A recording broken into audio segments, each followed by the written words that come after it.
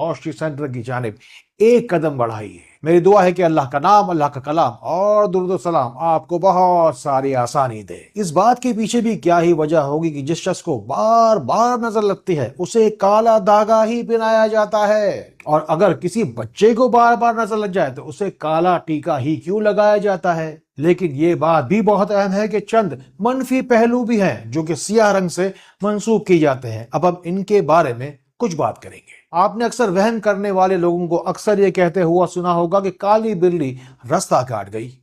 اگر کالی بلی رستہ کاٹتے تو بری علامات ہے، لیکن سوچنے والی بات تو یہ ہے کہ سفید بلی نے رستہ کاٹ دیا، یہ بات کوئی بھی کہتا ہوا آپ کو نہیں ملتا۔ ذرا سوچئے نا کہ کالی بلی کے اندر ایسی کون سی مخلوق بستی ہے جس کے بارے میں ہی برے خیالات انسان کے دل میں آتے ہیں۔ یا جب کہا جائے کہ کسی شخص کے اوپر کوئی سایہ ہو گیا تو سایہ بھی تو سیاہ رنگ کا ہی ہوتا ہے، یا کسی شخص کے اوپر خدا نخواستہ جادو ہو جائے تو وہ بھی بلیک میجک ہی کہلاتا ہے۔ ناکامی کو، مایوسی کو اور بیماری کو بھی اندھیرے سے ہی تشبیہ دیا جاتا ہے۔ جبکہ کسی شخص کے اوپر کوئی روحانی بیماری اثر کر جائے تو کہتے ہیں کہ کوئی نیگیٹو انرجی ہے جو تم پر حاوی ہو گئی۔ اپنے دل کو آپ ہرگز سیاہی کے اندھیروں میں نہ ڈوبے رہنے دیجیے۔ اللہ کے نور کی سمجھے کوئی دستک ہے، اس سے اپنے دل میں سمانے دیجیے۔ بس کیجیے نیت بھلائی کی اور شیئر کا بٹن دبائیے۔ سیاہ رنگ کی نعمتوں کو اپنی زندگی میں آنے دیجیے۔ ذرا غور کیجیے، وائٹ پوائزن کہلاتا ہے یہ سفید نمک۔